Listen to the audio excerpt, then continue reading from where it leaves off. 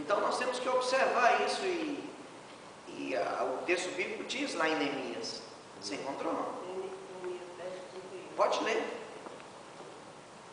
E que trazendo os povos da terra no dia de sábado qualquer mercadoria e qualquer grão para venderem, nada compraríamos deles no sábado, nem no dia santificado. E no 7º ano deixaríamos descansar a terra e perdoaríamos toda e qualquer cobrança. É isso. E quando fala aí desse comércio, fala de grãos, eu fui saber, fala de grãos esmigalhados, quer dizer, já produto preparado para estar comercializado. Irmãos, olha, eu vou falar uma coisa para vocês. Eu falo isso de forma geral, eu não falo isso voltado para a nossa igreja, mas a casa do Senhor é lugar de adoração. Nós não temos que ficar vivendo de acordo com princípios antigos. A casa de Deus não é lugar de ficar comercializando nada. Se nós pudermos abençoar com algo, glória a Deus. Eu não estou falando que é proibido você ter um lanche, uma comida, mas nós temos que ter muito cuidado com isso, para não estarmos fazendo comércio da casa de Deus e ficar trazendo peso para as pessoas. Casa de Deus é lugar de adoração a Deus, não é lugar de comércio. Igreja não é stop shopping. O alimento que nós buscamos aqui, é algo espiritual de Deus e viemos para adorar o Senhor. E eu não preciso falar isso com as minhas palavras, mas a Bíblia está falando isso.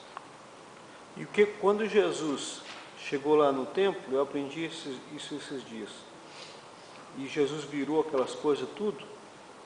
O que mais revoltou o Senhor, como é que revolta o Senhor? O que mais deixou o Senhor indignado? Jesus não aceitava. Eu não sei qual a palavra que eu uso para falar o sentimento de Jesus naquela hora, mas é de que o que acontecia? Naqueles dias, era um dia que o povo vinha da terra todo para Jerusalém para adorar. O que esses cambistas faziam lá? Eles tinham as ovelhinhas para vender para sacrifício. Nesses dias, eles aumentavam o preço, porque ia ter a procura muito maior. Eles aumentavam o preço. Tipo, uma ovelha custava R$100, $100. Eles aumentavam para 300, para 200, porque eles sabiam que ia ter gente para comprar. Não, e por quê? A ovelha, eles não aceitavam a ovelha de outro, a ovelha tinha que ser dali. Se o cara vinha de outra cidade, eles não aceitavam a ovelha. E o dinheiro para ofertar também tinha que ser o dinheiro de lá. Aí quando ia fazer o câmbio, aí explorava. Jesus falou, não, peraí, vamos parar, peraí. Sem contar que isso era proibido. Você comprava o meio do tempo. Isso era um negócio dos sacerdotes. Porque você tinha que trazer da sua propriedade, do primogênito seu. Do primogênito. Aí o que eles fazem? Eles mudam tudo isso. Opa, peraí, você não vai trazer não, você vai, aqui, vai ter que comprar aqui. Ou seja, eles só cumpriam uma lei que favorecia eles. A eles. Religiosos. Favorecia eles, eles deixavam de lado. Faziam do jeito deles. Religiosidade. Quantas vezes a gente vê isso na igreja de forma geral? Os pastores, enquanto é bom para eles, tudo ok. Agora que fica ruim para eles, faz diferente. Faz diferente. Quantos crentes, quantos de nós também fazemos isso? Interessante. E eu volto no que no início da lição, no Tiago Claudeci. Liderança que não tem o caráter tratado ainda. E o problema, quando nós viemos para Jesus, nós temos deformação no caráter. Mas a questão é que Jesus quer tratar o nosso caráter, como ele tratou os discípulos.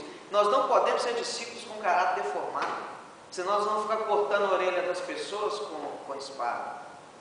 Nós vamos ficar mandando, manda fogo e mata todo mundo. Então Jesus quer tratar no nosso caráter. Aí quando Jesus trata no caráter, nós começamos a entender isso, que o diácono Claudeci está falando, peraí, não é do jeito que eu quero para beneficiar, tem que beneficiar o corpo, o reino de Deus. Amém? Eu vou passar para o último tópico. Alguém quer falar alguma coisa? Tem liberdade. manutenção da casa do Senhor.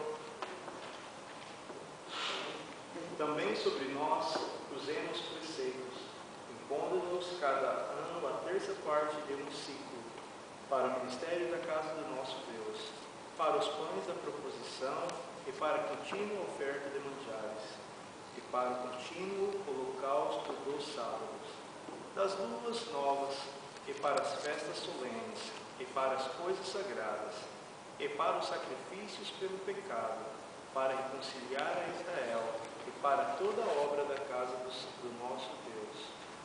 Em virtude do concerto estabelecido entre Deus e o seu povo, os judeus, sob a liderança de Neemias, restauraram a contribuição para a manutenção da casa do Senhor no valor de 1/3 de um ciclo, 4 gramas de prata. As ofertas eram trazidas com alegria aos oficiantes do culto. Os crentes verdadeiramente ativados tudo fazem com júbilo, porque desejam agradar a Deus em todas as coisas, como estamos adorando a Deus. Amém. E aí a gente já vê um povo, aqui no final da lição, a gente vê um povo assim mais tratado, um povo mais obediente, um povo que fazia voluntariamente com júbilo. Quando as pessoas aprendem esse princípio, nós fazemos voluntariamente. Não precisa de ficar trazendo peso para as ovelhas, para a igreja.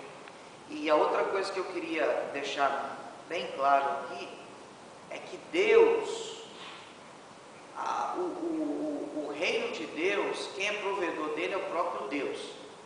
Deus provê através das nossas vidas. Quando nós entendemos esse princípio, nós dizimamos, nós ofertamos na casa do Senhor. Agora, irmãos, o reino de Deus, ele é próspero. Olha, eu vou falar isso. O reino de Deus não é um reino de mendigos. O reino de Deus não precisa mendigar. Nós não precisamos nos submeter e fazer as mesmas coisas que o mundo faz. Nós não temos que ficar preocupados em ficar vendendo as coisas, não. Deus, ele provê para o seu reino. Olha, isso tem uma relação, isso tornou-se a igreja, em relação a vendas, tem uma relação muito próxima, se você for observar, é igual. As quermesses, a gente, na medida que a gente vai crescendo espiritualmente, a gente começa a observar as coisas. O que falta, rifa, que eu já vi, já participei, o que falta na igreja é bingo, entendeu? Barracas. O demais tem tudo. E isso é perigoso, porque é uma relação próxima ao costume romano, ou seja, principalmente nós latinos, nós nos convertemos ao Senhor Jesus, mas não largamos o costume romano, arrastando ele atrás de nós. E que desce na igreja do Senhor Jesus Cristo é um costume romano. Nós temos que desfazer esse romano. E é difícil a gente tirar esse costume romano. Difícil. E olha, porque vamos formar no catolicismo. E eu vou falar mais, já que ele está falando, eu vou pegar carona nisso aí. Isso eu tenho total liberdade de dizer isso. Esse costume, ele atrapalha a prosperidade da igreja de Jesus. Com certeza. Porque a partir do momento que nós começamos a trazer para a igreja as práticas romanas, as práticas idólatras, práticas que não estão alinhadas com a palavra de Deus, nós estamos falando para Deus que nós somos o provedor. Não. Deus, ele provê para o seu reino, através das nossas vidas. Igreja do Senhor não precisa mendigar, não precisa ficar fazendo quermesse, ficar vendendo as coisas. Isso é vergonhoso. Deus não precisa disso. Quando que nós vamos entender isso?